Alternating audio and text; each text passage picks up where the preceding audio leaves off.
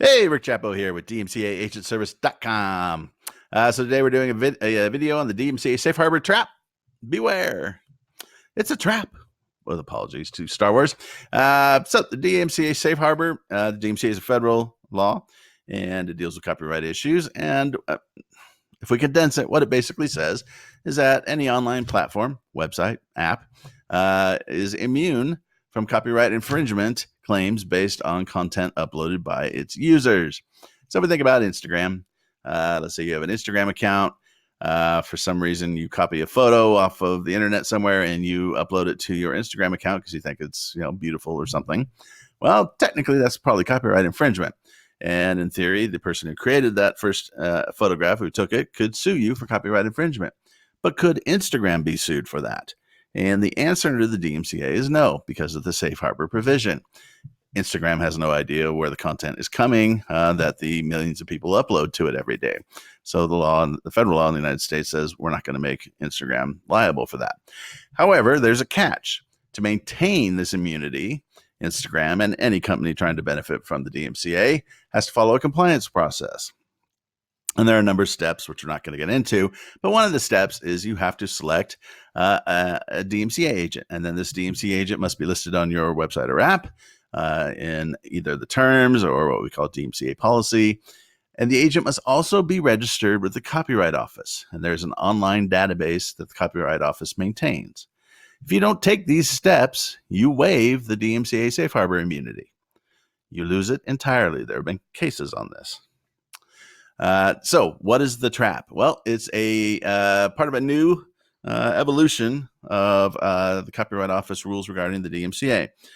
So prior to 2017, the Copyright Office had the DMCA agent directory that you can see online now, but companies had to register for it by sending in paper filings. Yes, like riding around in a buggy pulled by a horse. It was very primitive. You literally, the strange thing about it is the DMCA applies to the online world, yet you couldn't comply with it online. You had to print out an application, fill it out with a pen, and send it in. Ludicrous. Everybody thought it was ludicrous. So finally, in 2017, the Copyright Office came up with an online system. It's not that hard. I don't know what happened. Apparently, it was a budget issue. So they had this new online system. So regs came out in late 2016 telling people all the steps they had to take in relation to the new system.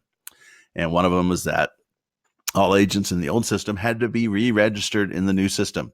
So in December 2016, you had this mad rush by companies to re-register their agent, to get it into the new system. The agents that were listed in the old system were not carried over. And so that all happened. Now, there's another aspect of those regs that said, unlike the old process, you're going to have to re-register your agent every 3 years, or that agent will be removed from the directory. And the reason they did that is twofold. One, they wanted to make sure that companies were updating their agent information, because you have to list phone number, email address, and the physical address where the agent is located. So you had a lot of companies that hadn't updated that in 10, 20 years in the old system. And so copyright owners couldn't get their complaint to the right people. Second problem was in the old system, you only had to file once and that was it. And so maybe like 60 or 70% of the companies that had registered in the old system didn't even exist anymore. They got out of business, been sold, whatever. And they just sat there in the system. It became this huge clogged mess. So with the 3-year renewal, they're trying to get around those two problems. So with the regs being issued in 2016, the new system going into effect January 1st, 2017, well, guess where we are now? We're at that 3-year renewal period. Okay, so if you filed in December of 2016 in the new system, well, you need to renew. It's here. And here's where the trap is coming. You should be receiving emails from the Copyright Office saying, hey, your 3 years is up. You need to renew. And that's great and all. And it's easy to renew. It's $6. It's not a big deal. If you use us as your agent, DMCAagentservice.com, we'll take care of it for you. We'll be in contact with you. We get the notices as well. So what's the trap? The trap is if you opened your own account with the Copyright Office, a lot of people didn't use their main email address.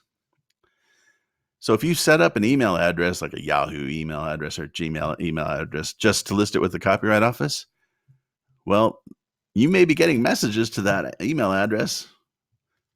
And if you haven't checked it in a couple of years,